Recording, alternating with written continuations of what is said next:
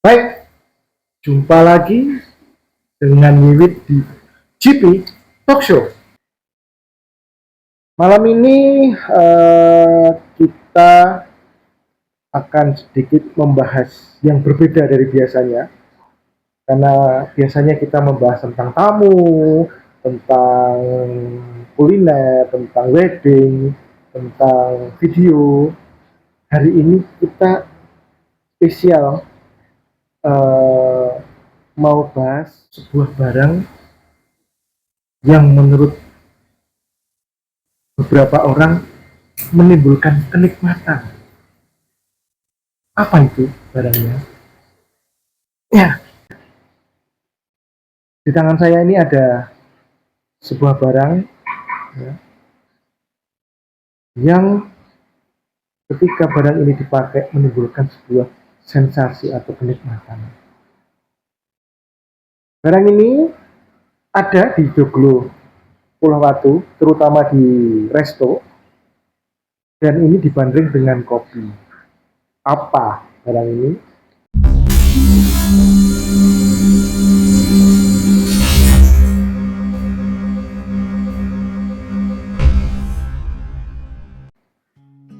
Ini adalah sebuah cerutu. Baik, cerutu ini ada di Joglo, Pulau Watu, di bagian kafe, dibanding dengan kopi. Anda bisa cek di YouTube kita di Joglo Pulau Watu, karena di situ nanti ada beberapa menu yang kita punya yang dibanding dengan cerutu ini. Apa itu cerutu?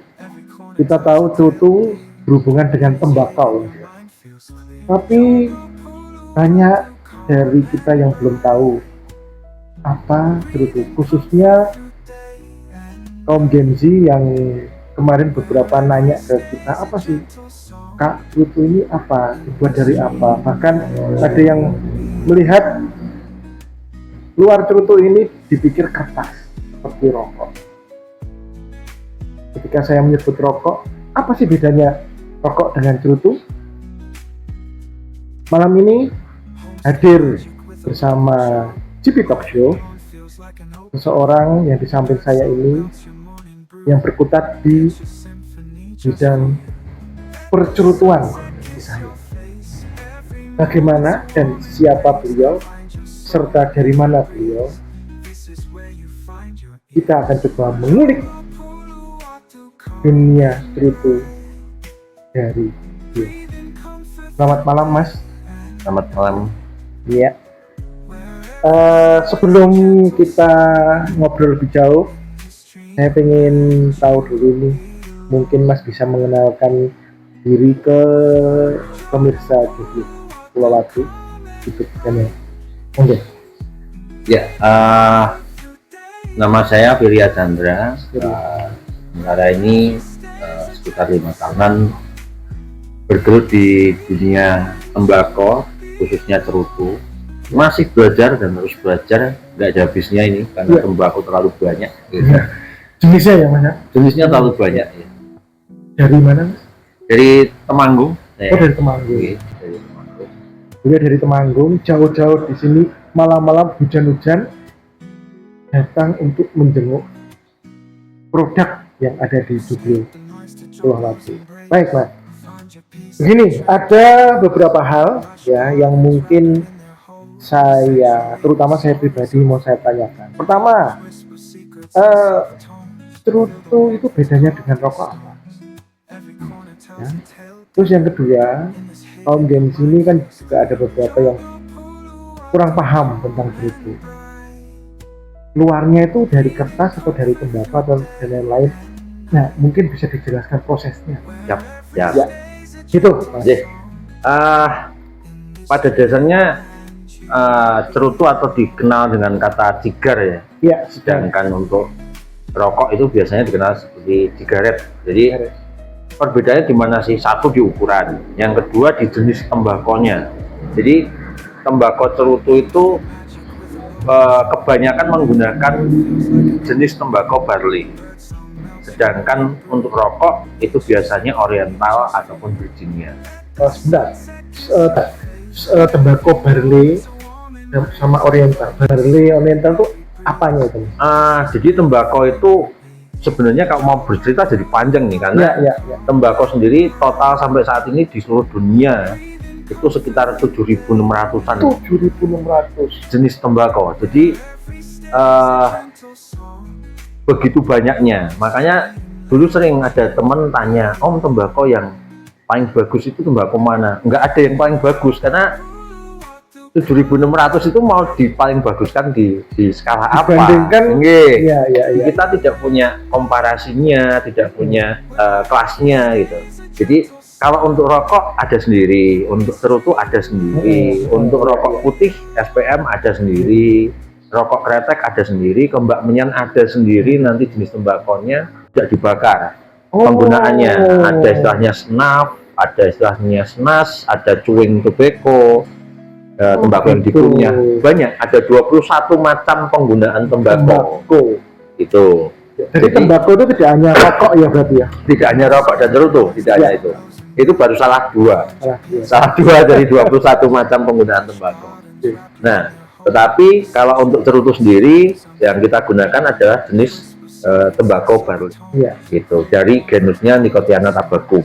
Karena genus Nicotiana sendiri punya banyak jenis, ada sekitar 62 untuk yang sudah diidentifikasi, dan 150 sekian tembakau yang belum teridentifikasi. Jadi terlalu banyak. Jadi tembakau yang kita kenal saja di Indonesia untuk jenis barley ini biasanya ditanam di Jawa Timur, di daerah Besuki, Bondowoso. Area tanam juga membedakan ya Mas? Iya, karena beberapa jenis ini sebenarnya bukan membedakan, tetapi beberapa jenis ini membutuhkan kadar tanah dan kadar suhu maupun tekanan udara yang khusus masing-masing jenis ini. Maka tembakau barley ini ditanam tidak di seluruh wilayah Indonesia. Hanya ada di Delhi, saat ini pengembangannya di Delhi, Jember, Besuki, daerah kawasan Besuki, kemudian di Jogja sendiri untuk Forstenlanden. Jadi ada 3 area barley saat ini yang mengembangkan. Demikian. Nah, jenis tembakonya seperti apa sih? Nah, kalau jenis barley, kalau untuk bentuknya mungkin orang akan ngomong kan sama aja, Mas. Iya, hampir sama. Tembakau itu daun tembakau, ini jenisnya barley. Gitu. Dan tembakonya sama saja. Yang membedakan apa? Satu, aroma dan karakter tembakonya. Tembakau barley itu tidak begitu manis, jadi jauh dari kata manis. Ketika diisep rasanya dia cenderung ke pahit dan gurih. Gurih? Iya, pahit dan gurih saja. Jadi creamy, gurih seperti itu. Beda dengan tembakau oriental ataupun Virginia yang cenderung dia aromatik. Baunya harum, kemudian rasanya manis, ada asamnya kadang, tetapi juga pedas. Nah, kalau untuk tembakau barley ini lebih ke arah cenderung pahit gurih, flat gitu rasanya. Nah, seperti rokok-rokok putih gitu, ada merek-merek tertentu itu yang menggunakan tembakau barley dan rasanya mereka cenderung tidak manis gitu, tidak dikasih cengkeh lah rata-rata. Ada campurannya lah. Nah, itu kalau untuk jenis tembakonya. Tetapi kalau berbicara tentang pada dasarnya cerutu itu apa sih gitu? Kalau rokok itu ada tembakau yang kemudian digulung menggunakan kertas. Itu rokok. Rokok itu ya, spesifikasinya ya. Kalau untuk kretek ada penambahan cengkeh. Pertama, cerutu itu bedanya dengan rokok apa? Terus yang kedua, kaum Gen Z ini kan juga ada beberapa yang kurang paham tentang cerutu. Luarnya itu dari kertas atau dari tembakau atau dan lain-lain. Nah, mungkin bisa dijelaskan prosesnya. Gitu. Pada dasarnya cerutu itu apa sih gitu?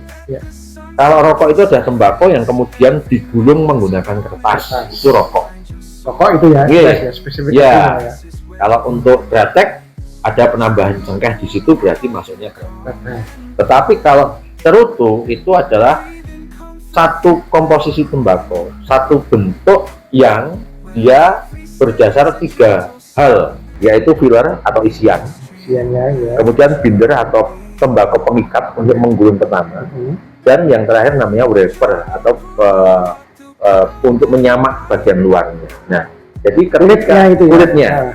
Jadi ketika sebuah cerutu itu ada 3 hal tadi, maka sudah sah dianggap sebagai cerutu. Nah, tinggal isiannya ini mau jenis tembakau apa, karena ada yang menggunakan habanos, ada yang menggunakan cilo, ada yang menggunakan macam-macam, ada yang berarti 238 dan sebagainya. Berarti isian di dalam dengan kulit itu beda ya tembakau? Beda.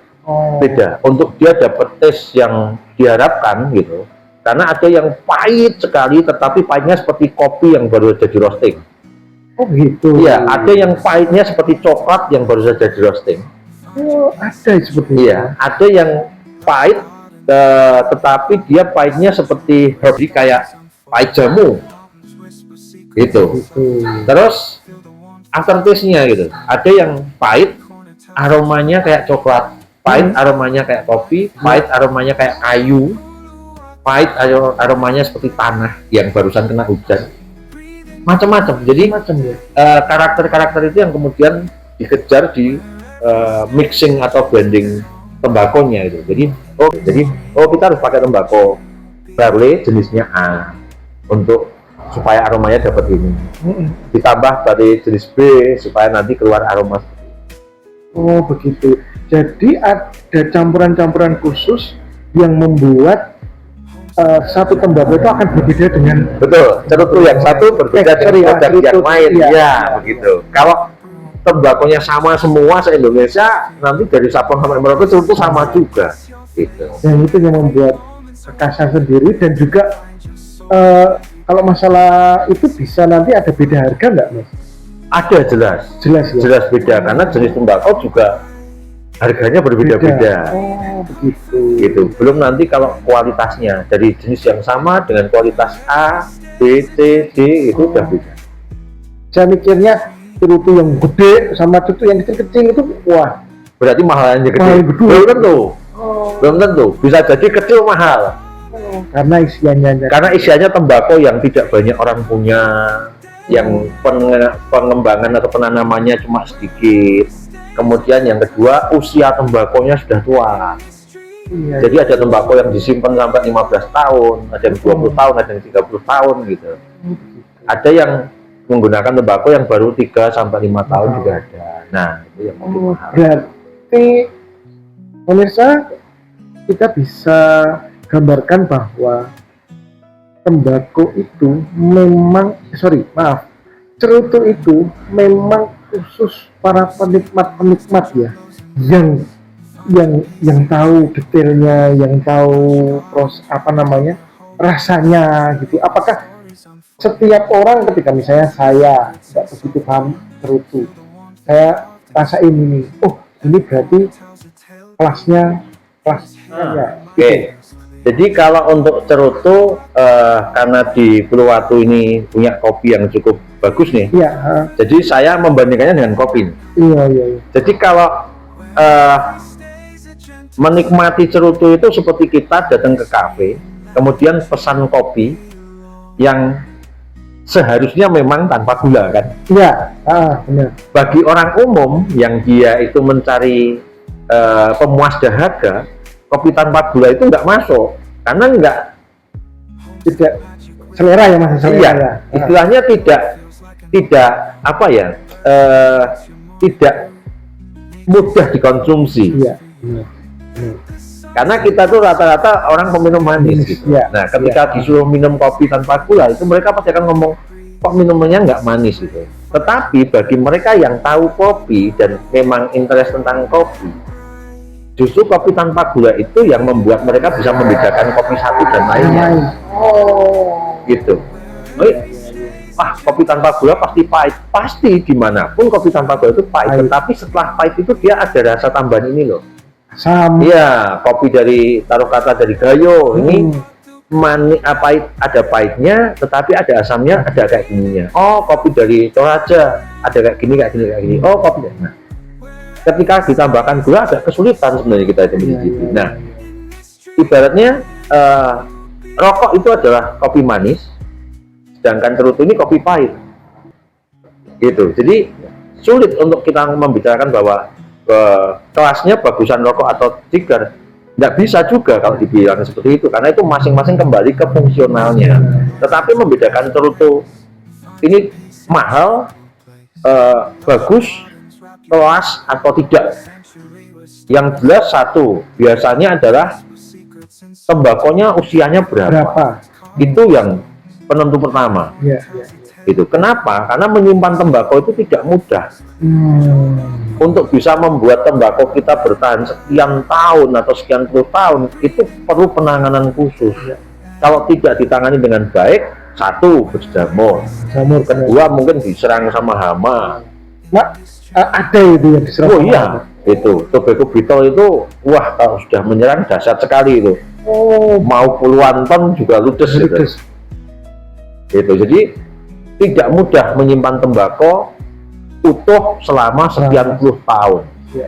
Nah, kenapa usia tembakau yang lama ini kemudian menjadikan itu bagus? Ya, itu satu tingkat kesulitannya. Yang kedua, ketika tembakau ini disimpan dengan baik selama bertahun-tahun, semakin lama kadar amoniaknya semakin hilang, kemudian protein saponin yang ada di tembakau juga mulai matang, berubah menjadi zat lain yang memang itu membuat tembakunya makin harum, menjadi keluar manisnya dan sebagainya. Nah, itu yang membuat tembakau ini mahal. Tembakau baru rata-rata tidak bisa untuk sampai ke tingkat kematangan itu.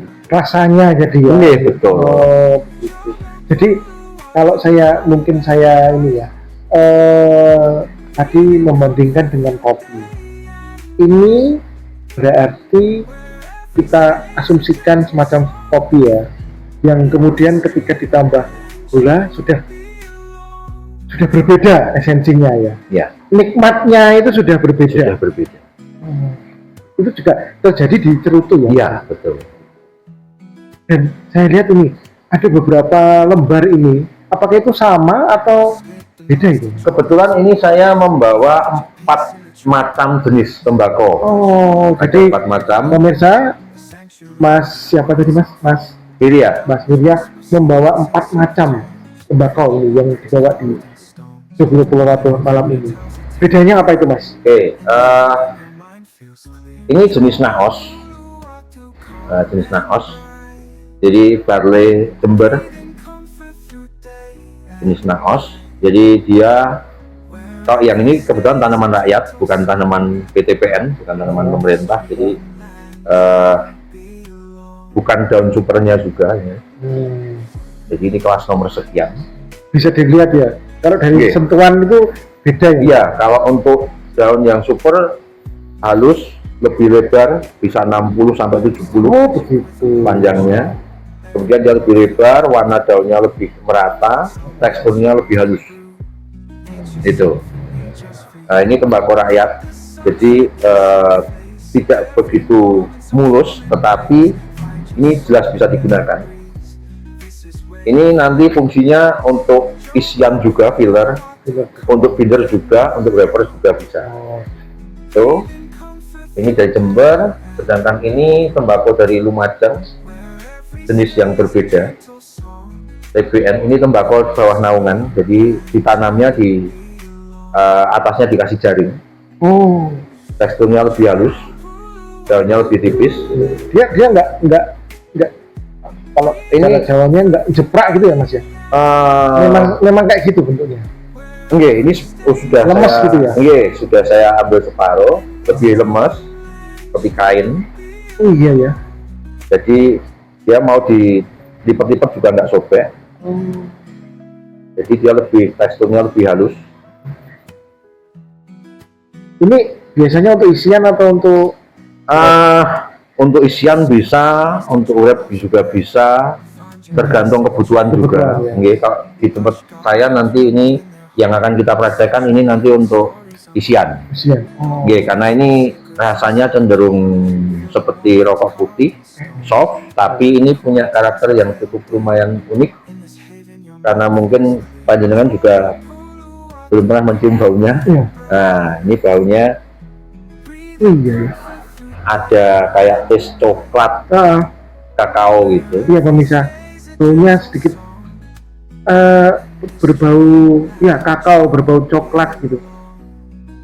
Jadi ada baunya coklat, uniknya di situ. Berarti kalau dibakar itu ada Ya, rasa-rasa nanti coklat ya? ada aroma coklatnya semacam coklat. dapat gitu. Jadi uniknya di situ beda Ya, sama ya. yang naos.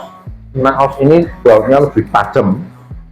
Baunya lebih tajam karena ini kebetulan juga tembakau panenan baru. Jadi baunya cukup amis. Oh, Karena kebetulan ini juga area tanamnya juga tidak jauh dari laut. oh iya. Oke. Jadi kadar natriumnya juga tinggi. Iya. Jadi Pengaruh ya? pengaruh. Kalau di Cigar istilahnya liter flavor. Jadi bau kulit Oh, gitu, kayak kulit iya, iya. sapi kan. Iya, gitu. iya. Amisnya kayak kulit sapi gitu. Seperti itu. Kebetulan yang ini Manila, ini masuknya sebenarnya Oriental Tobacco bukan barley. Tetapi kenapa saya bawa karena malam ini saya pengen membuat sebuah cerutu yang mungkin agak berbeda dengan cerutu yang ada di pasaran. Jadi nanti ada spicy taste-nya, ada rasa pedas manisnya Oh dapat iya? gitu. Ini kalau baunya kayak apa ini? Nah, ini baunya lebih pedas sih. Oh iya. Ternyata memang benar pemirsa. Setiap tembakau yang dibawa Mas ini baunya khasnya beda-beda. Ini bau tembakau biasanya ini. Iya, pedas, lebih ke spicy ya, gitu, lebih ke pedas. Ini untuk isian nanti ya? Untuk isian juga, Oh iya. gitu. Nah, ada Kentucky, cuma saya bawa semua sedikit. Ini sebenarnya tembakau area Klaten, tembakau Jogja. Jogja. Cuma ada sedikit ini saya bawa. Ini Barley ya tadi ya? Iya barley, cuma ini jenisnya Kentucky. Jadi ada pedasnya, tetapi juga rasa gurihnya dapat, tetapi manisnya juga kurang. Oh. Gitu. Beda sama Oriental. Kalau baunya hampir sama dengan naos, gitu. Bau asap juga. Sangit kalau orang Iya, Jawa iya. bilang gitu. Karena memang pengeringannya diasapin. Oh iya? Ya, Oh diasepin? diasepin. Tidak Kalau dikeringkan matahari gitu ya? tidak, kalau yang ini yang dikeringkan matahari. Kalau ini dengan pengasapan atau dark fire curing. Kalau ini sun curing, gitu. Ternyata prosesnya macam-macam ya pemirsa. Saya sendiri baru paham ini. Kalau ternyata proses pengeringannya ada 5 macam, 5 macam malah. ada 5 macam. Wow, 5 macam. 5 macam. Sedikit aja apa aja mas? Jadi ada sun curing yang seperti yang kita tahu, dijemur matahari. Ya. Kemudian ada air curing, Iya, jadi cuma hanya diangin-anginkan diangin-anginkan. saja, tidak langsung kena matahari. Kemudian ada flue curing atau di oven. Oh di oven. Iya. Jadi ada alatnya itu. Iya, biasanya untuk virginnya dan sebagainya. Kemudian dark fire curing, itu yang pakai asap. Iya. Itu. Kemudian fermented. Fermented itu Fermented itu benar-benar difermentasi, dibiarkan sampai kering. Untuk dan jenis itu lebih lama ya mas ya? lebih lama, lebih sulit, syaratnya lebih banyak karena tembakunya harus yang tebal sekali dan sebagainya. Dan pastinya mungkin lebih mahal gitu. Mahal, Iya. cukup mahal. Iya. Gitu. Baik pemirsa, di proses ini ada beberapa tembakau yang sudah dikenalkan oleh beliau dan ternyata beliau kesini ini juga ingin sharing tentang apa itu tembakau, apa itu cerutu dan bagaimana sebuah cerutu ini dibuat. Dan Mas Firya ini dan Mas Firya ini beliau punya kapasitas untuk membuat sebuah cerutu secara manual, dan begitu mas? Iya, betul. Ya, secara manual. Rencana ini mau dipraktekkan atau gimana mas? Kita sambil ngobrol sambil praktek. Oke, minum dulu mas. Kita ngopi dulu. Siap. Mari pemirsa. Oke, ada langkah-langkahnya nih berarti mas. Ada langkah-langkahnya. Secara garis besar mas, langkah-langkahnya apa aja nih? Sebenarnya cuma satu, penyiapan bahan, penyiapan mana yang mau jadi filler, mana yang mau jadi binder, dan mana yang mau jadi wrapper. Ya. Kemudian langkah yang kedua adalah bunching atau teknik rolling. Jadi bagaimana menata tembakau? Ya. Karena kalau menata tembakonya tidak pas, kadang mampet. Oh, nggak bisa di-serve. Kadang nggak bisa di-serve. Kadang terlalu loose atau terlalu ringan. Kopong lah itu. Iya, jadi dinyalain nanti letoy si cerutu yang tadinya harusnya kuat ini, jadi dia nekuk gitu. Kalau tidak ada kendala seperti menyala tidak rata, misalnya ada moshpul yang nyalanya lubang di samping atau lubang di mana, ada yang namanya canoeing atau nyala cuma separuh dan sebagainya. Problem itu ya. Iya, begitu. Berarti cara manual itu ya harus paham prosesnya ya. Iya, dan sebenarnya cigar itu selalu, kalau jargon-jargonnya di luar sana itu kan memang handmade gitu, memang harus dibuat dengan tangan, karena sebuah cerutu yang baik itu setidaknya harus disentuh 500 kali. Wow, ini baru tahu saya istilah ini. Cerutu yang baik itu adalah yang sudah tersentuh tangan 500 kali. Ini yang nikmat ya. Iya, itu. Kenapa sih harus pakai tangan gitu? Karena satu, membedakan karakter tembakau itu kan dari tingkat satu. Ketika kita pegang ini, kok kayak berat depan ya gitu. Itu pasti mampet nanti dinyalain, atau berat belakang itu ketika dinyalain mampet. Berarti benar juga, sentuhan tangan tuh yang mengukur. Iya. Jadi pakai tangan itu benar-benar fungsional, ternyata fungsinya cukup lumayan gitu. Jadi kita tahu bahwa oh ini cigar ini nanti ketika dibakar bagus nih nyalanya. Nah dipegang aja kelihatan terasa gitu. Ya, oh ini bobotnya kok kayak nggak beres begini. Ini nanti pasti mampet ini di sini gitu. Sudah bisa ya, begitu dinyalain gitu. Nah bener kan mampet kan. Nah, kalau mampetnya di depan enak karena bisa di-cut. Mampetnya di depan tinggal kita potong sampai yang tadi paling nggak pas itu gimana dibuang, giginya lancar. Tapi kalau yang di belakang nggak repot nih nantinya kita motongnya. Nah seperti itu. Jadi salah satu keunikannya kenapa menggunakan tangan ternyata adalah tekstur tembakonya dapat, kemudian bobot tembakonya juga kita tahu terasa gitu. Kemudian kandungan minyak di tembakau ini bagus atau tidak dan sebagainya. Tahu ya. Ya, itu kepegang kita. Ya pemirsa, 500 kali sentuhan tangan. Wow. Untuk sebuah cerutu. Pantas kalau ada iklan itu sebuah karya seni dan itu ternyata benar. Ya.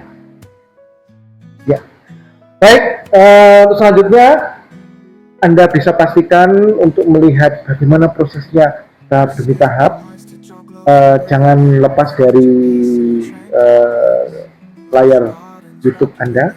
Kita akan cek dan mengikuti langkah-langkah membuat sebuah cerutu.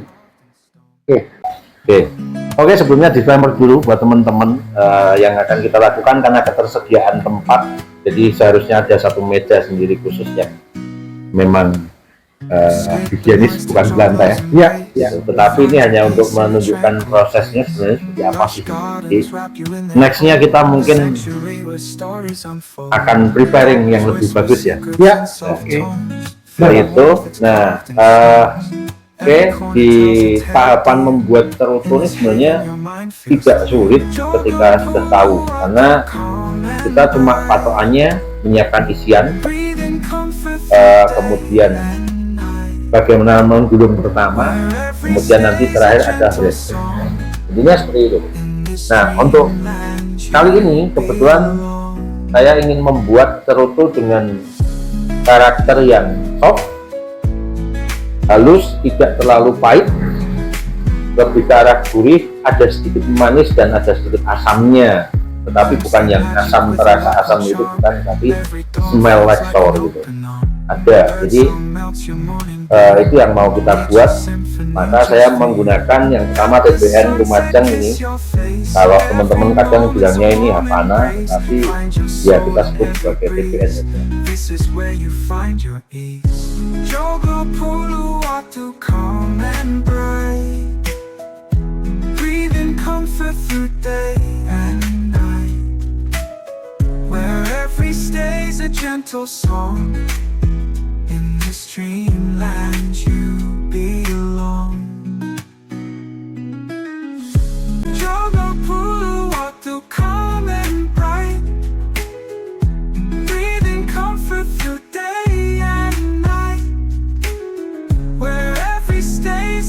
gentle song.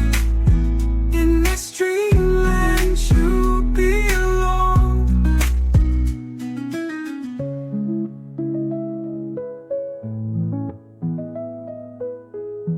Nah,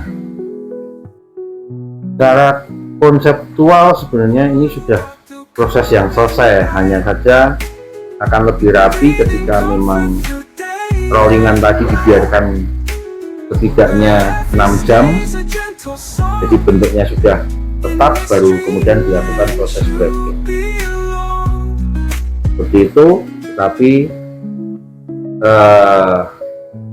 secara gambaran kasar cerutu demikian, dari filler, binder, kemudian yang terakhir adalah breadboard. Begitu. Baik, kira-kira bisa nggak Mas ini kita berkolaborasi untuk membuat sebuah pelatihan kayak atau workshop kayak atau apapun itu? Bisa, saya yakin bisa, dan sebenarnya tidak terlalu sulit gitu. Nanti kita akan mungkin di setup-nya, kondisikan tempatnya ataupun peralatan yang dibutuhkan ya. Jadi lebih tertata dan lebih mudah untuk dipelajari sama teman-teman nanti. Ya. Saya kira saya melihat alatnya juga tidak terlalu banyak, simple, tapi yang jelas lebih baik kalau ada meja ya, dengan konteks lebih lebih higienis mungkin ya. Dan juga pemirsa, nantikan informasi dari kami tentang workshop ini atau pelatihan membuat cerutu ini. Tahapan-tahapan sudah dijelaskan tadi, dan tinggal Anda jika tertarik bisa nanti menunggu flyer atau informasi dari kami yang akan kita sampaikan saat setelah ini. Baik, saya kira begitu ya Mas tentang dunia cerutu. Siap. Kalau Anda ingin menikmati cerutu dengan kopi, datang saja langsung ke Kopi dari Hati Joglo Purwatu Cafe yang ada di seputar Pakem, dan juga nantikan kehadiran informasi kami yang berkaitan dengan pembuatan cerutu yang akan dikolaborasikan dengan material dari Temanggung. Saya kira cukup. Selamat malam Mas, selamat istirahat, dan juga bagi para pemirsa kita tunggu informasi selanjutnya. Saya Wiwit dan kameramen adalah Mas Kristo. Kita ada di GP Talk Show. Ciao.